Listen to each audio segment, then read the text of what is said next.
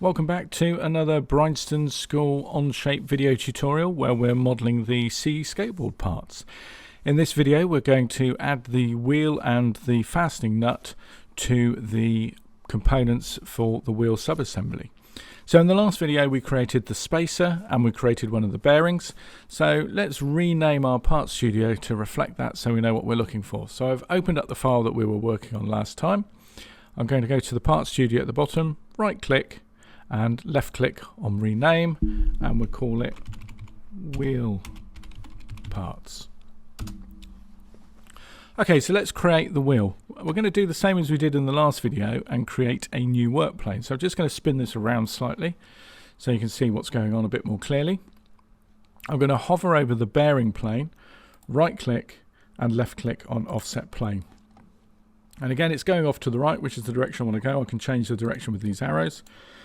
And I want a distance of 50 millimeters again. So type in 50, hit enter, and left click.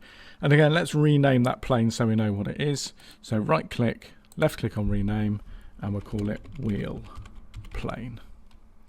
And hit enter. So there we have the three planes lined up. Hover the mouse over the wheel plane till it's highlighted, right click, and we'll left click on new sketch, and we'll press N for normal 2 to come in and view on the end again. So again, with the other sketches we created the parts using a couple of concentric circles. We're going to do exactly the same again. So left click to select the center point circle, and we'll draw two circles. So left click in the center on the origin, left click to place, left click to place the center again, left click to place the diameter. So let's dimension these. So use the dimension tool. We'll do the inner one first. So left click to place it. And we want that to be 16 millimeters, 16. Do the same with the other circle. And this one we want to be 52 millimeters. So type in 5 and 2, hit enter. And if we just spin that around by holding down the right mouse button, you can see we've got those two circles. This time we're going to extrude this 31 millimeters, so pick the extrude tool, enter in on the distance to change, 3 and 1, hit enter, and as before we want this to be symmetric, so left click on the symmetric box and left click to confirm. So there's our basic wheel shape. Now we're going to add a radius onto the two corners, so let's use the fillet tool. We want a radius of 10 millimeters, which I've previously used. Change that to 10 millimeters if yours is different. Left click on that corner, left click on that corner, and it's starting to look a little bit more like a wheel now. So left click to confirm that. The last thing we want to do is to put a recess in for the bearings. So spin it around, and on this flat face, I'm going to right click, left click new sketch, press N to zoom in and to look flat on the work plane. We can zoom in a bit with the scroll wheel if we want to. Now I'm simply just going to draw a circle this time.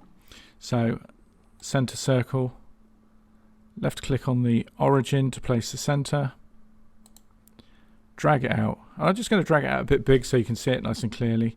Left click, and then we will dimension this. So use the dimension tool, left click on the circle, left click to place it, and we want this to be 22 millimeters. 22, hit return, and if I just spin that round to the right holding down the right mouse button, you can see the circle, and we're just going to cut away part of that ready for the bearing. So we're going to extrude, make sure we're on remove, and we can change the direction if we want, and the distance of this wants to be 11 millimeters. So 1 for 11, hit enter, left click, and you can see that that's gone in part way. And again, the reason for us doing the symmetric extrude earlier is because we want to repeat that on the other side for a bearing to go on the other side of the wheel. So we're going to use the mirror tool. So mirror, change it from part mirror on the arrow, come down to feature mirror. The feature we want to mirror was extrude 5, so left click to select that. And the mirror plane is going to be the wheel plane, so left click on there. And if I spin that around holding the mouse button down, you can see it's previewing it. Left click to confirm, and there's our wheel. Let's change the color of the wheel, so you can change this to whatever color your particular wheels are. I'm going to right click on here and edit appearance, and I'm going to pick a nice bright red colour for these wheels and left click to confirm, and that's the wheel drawn. So the last thing to draw now is going to be the nut that holds on the wheel to the truck. So again, let's create another work plane. So on the wheel plane, right click, left click on offset plane, change it to 50 millimeters, 50, hit enter, left click to select. Let's rename it. So right click on plane 1, rename it, and we'll call this nut plane, hit enter, right click on nut plane, left click on new sketch, press N for normal 2 to view down, and we'll sketch out what we need for the nut. So we're going to start off with a circle, so left click in the middle. We'll bring it out so it's too big, but we can see it nice and clearly. And we're going to do the same with a inscribed polygon, so left click on the polygon, left click in the middle, and drag that out. So left click to place the polygon, and remember I can move the mouse in and out to change the number of sides. I want 6 for a hexagon, so I'm going to left click to place that, and I'm going to use the horizontal tool just to select the line at the top and make sure that that is horizontal. The purpose of that will become clear in a moment. So there's our nut. It's actually too big, so let's put the right dimensions on. Left click the dimension tool on the circle, left click, come out. That wants to be 8, so hit return, and everything zooms in. So let's zoom in with the mouse wheel, and then across the flats, so I'm going to select the top and the bottom lines of the hexagon, and I'll just zoom out so I can dimension it off the wheel, left click, and that wants to be 14 millimeters, 14, hit enter, and that's the basic profile for our nut. So I'm going to go over to extrude now. Right click just to spin it around so you can see, and I want to extrude that just 5 millimeters. So I'm going to change the 25 to 5, hit enter. It's coming out in the right direction. I can change the direction with the arrows if I want to, but that's the right way. Left click to confirm.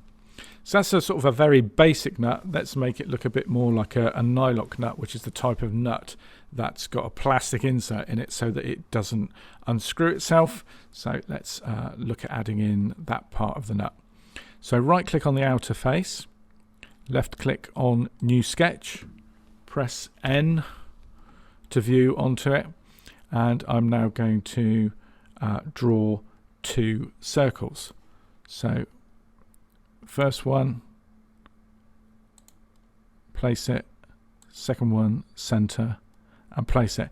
Now I can dimension this one, but actually what I want to do is make it touch the center of one of the lines. It's going to be 14 millimeters in diameter, and if I click there you can see that it's automatically gone to 14 millimeters.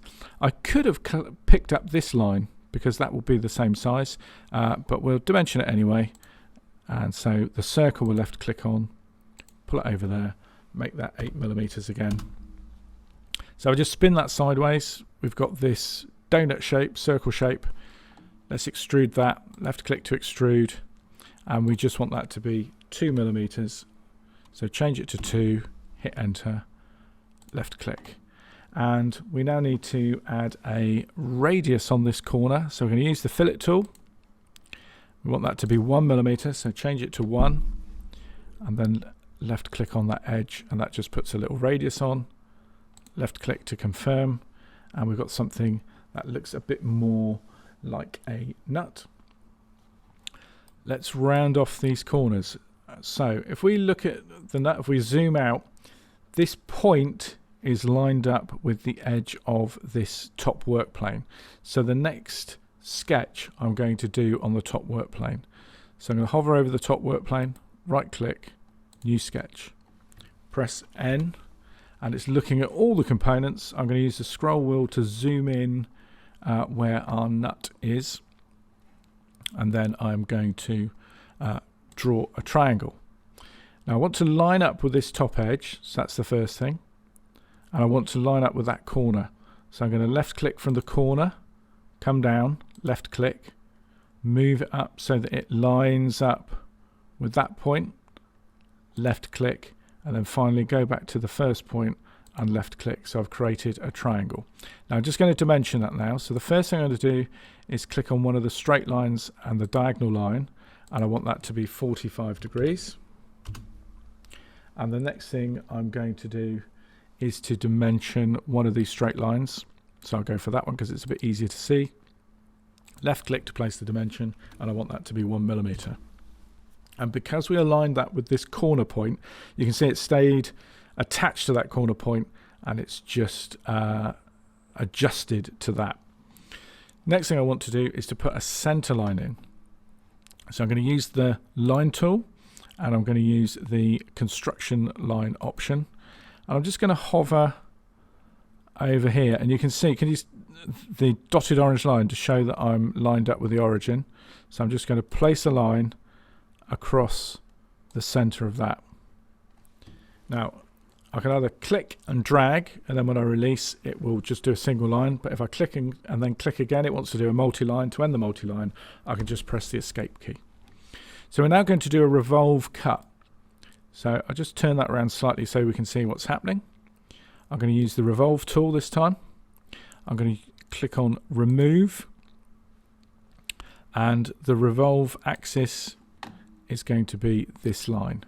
Now it's asking me for a merge scope, and you can see now it's selected part 4, which is exactly what I want. We only want it to work on part 4, which is the nut that we're creating. So now it's done that, I'm going to left click to confirm that, and we have something that's a bit more nut-like.